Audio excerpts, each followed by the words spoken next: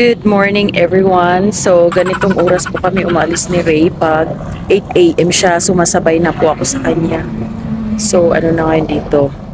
6:45 AM. Dilim pa ng paligid. Lamig.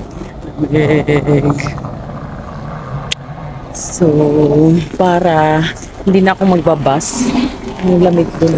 Tapos tipid din sa bus pass. Magkano din yung bus pass ngayon guys? 112. So sabay na lang ako. Sabay na lang ako kay Ray. I'll see you later. Yan po yung downtown. Early morning. Smoky. The way to work. Beam of light. Ang ganda ng ilaw. No? Light beam. Light beam. Parang ang fog.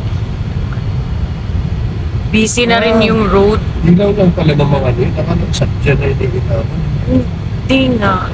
Effect yan. Effect lang, no? Ang ganda. Oh, may mga alien na darating. Alien pa more. Foggy siguro.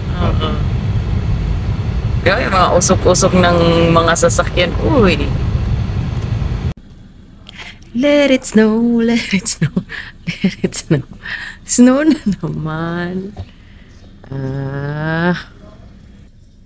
Good morning everyone! So ngayon ay kasalukuyang nag-snow uli. So hindi ko to expect or expect ng lahat kasi hindi rin naman ako nag-check na ng weather forecast. Nakakatamad na naman. Let it snow, let it snow, let it snow. Ay. Alam nyo guys, ang gandang tingnan ng snow. Pero pag nasa loob ka, pero pag nasa labas ka, snow, tapos malamig, nakakairita. Pero pag snow na hindi naman masyadong malamig, okay lang, may enjoy mo. So yun. Yun, sinasaksak kasi namin yan overnight. Kasi baka hindi mag-start. Uy, simbak lang, patak lang. Ako ay mag-open na ng gate. At hindi ko nga alam kaya wala akong hoodie ngayon. So, Kevs, giver lang. Hiya. Halika na. Sagitang guys, i-open ko lang yung gate. Oh, malakas pala yung snow today.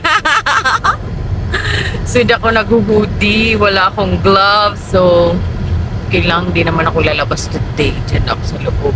Hindi lalabas. Hindi ka naman kita masusunod. Wow! Talaga naman! Talaga naman!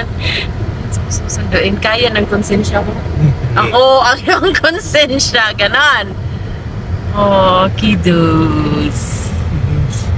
Kido. Bakit ma? So yan, malapit lang kami sa school guys. Yung bahay namin.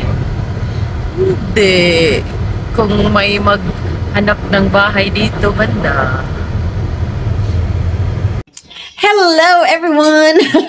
Nandito na kami sa bahay at kami ay kakain na ngayon. So ito yung ulam. Pumapanahon na nasunog. Hindi naman pasta. Oh, may bagoong. Kidney is waving. So while watching, and then tinulang manok, paa ng manok. Woo, sarap. Malamig ang panahon kaya giga na tayo. Guys, and ano na, hugas muna ng kamay. Nagugutom na rin ako. Okay na yung ano, We'll see you later. Pagkatapos ng pagkain, guys. Pagkatapos ng pagkain, tapos kumain pala. Hello, guys. So, kakatapos lang naming mag-dinner. And then, si Ray, nanood siya ng movie.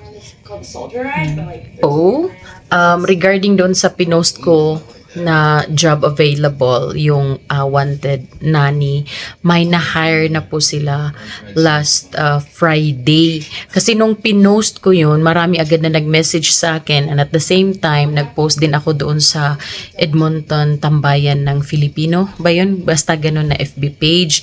So, doon din, marami din akong nakuhang mga messages. Ang dami talaga. So, mostly mga tourist visa holder sila. And then, may mga ano ata, 5 na first na tinawagan ni boss. So, yung yung tumatawag is yung boss ko. So, kinukuha ko lang sa kanila yung full name nila and then yung contact number para matawagan. So, nag-start na magtawag yung boss ko nung Friday. And then, yun nga, may mga na-interview siya. Pero yung iba naman, qualified sila. Okay sila. Kaya lang, yung experience nila ba okay? Kaya lang, nung kinausap na ni boss, parang ang inuuna nila is yung nagpo-provide ba ng LMIA? Ganun agad yung bungad. So, parang na-turn off yung yung employer or si boss ko na bakit ganun yung bungad? Hindi man lang tinanong kung ano po yung trabaho, ilang bata yung babantayan, maglilinis ba, or yung mga something ganun, stay in. Pero instead, ang inaano nila, magkano yung per hour, tapos nag-ano ba ng LMIA. So yun, wala na. Pag first pa lang na usap na ganun ang bungad, wala na. Ano na talaga yun? Hindi na considered yun. Tapos yung iba naman, hindi pa nga alam kung natanggap na, sinasabi na agad, pwede ba akong mag-duty ng ganitong oras, ganitong araw? So, parang hindi pa nga tayo nag-usap kung ano yung trabaho mo, ano mismo yung mga gawin ba, ganun. So, biglang ganun agad. So, na-turn off na naman yung boss ko. Pero, may isa doon talaga na talagang wala siyang, hindi siya nagtanong kung may LMIA. Bali, kwininto lang niya kay boss na nandito ako ngayon sa kapatid ko, ganon. Tapos, naghahanap ako ng trabaho, tourist visa ako. Mag 6 months or 5 months na daw siya dito, wala pa siya mahanap ng trabaho. Kaya, sa kanya, kahit ano daw trabaho, pasukin na niya. Wala siyang pakialam sa magkano yung oras, hindi niya tinanong. Hindi din niya tinanong yung LMIA. Pero, si boss na mismo nagsabi, okay, kausapin mo yung employer mo. Kasi yung employer, yung naghahanap talaga ng nanny is, relative ng boss ko. So, nag-meet sila. And then yun, doon na diniscuss ito yung per hour, ganon, ganyan. Nag-meet sila. So, yun na-hard siya. Actually, guys, may LMIA na yun na ready. So, yung LMIA, kung anong nakapangal, kasi may na-hired na sila before, kaya lang nagpakita ng attitude. So ngayon, pinaalis. Then, yung pangalan doon sa LMIA, pwede yun ma-change, guys. Pwedeng tawagan ni employer doon yung Service Canada na i-change yung yung LMIA kasi wala pa naman work permit. Yun yung sabi ng employer. So, I think binibigyan sila ng 6 months to change ng pangalan doon sa LMIA. So, hindi naman ako nagsasabi na, uy, job available, LMIA ready. Kasi, yun din yung tugon sa akin ng employer na wag sabihin kasi later on, ang hahabulin na nila is yung papel. So, paano naman yung pakikitungo, yung trabaho? Baka later on, parang iwanan na lang sila ganun. So, yun yung guys. So, next time, pag may mga hiring na naman, i-post ko rin ulit. And then, yun, wag na munang magtanong kung, ay, nagpa-press kayo LMIA, magkano yung, pero tapos yung isa, may in-interview yung boss ko, yung isa, parang inaano pa niya yung about sa law, about sa mga pathway, yung parang hindi naman kailangan yun as of now.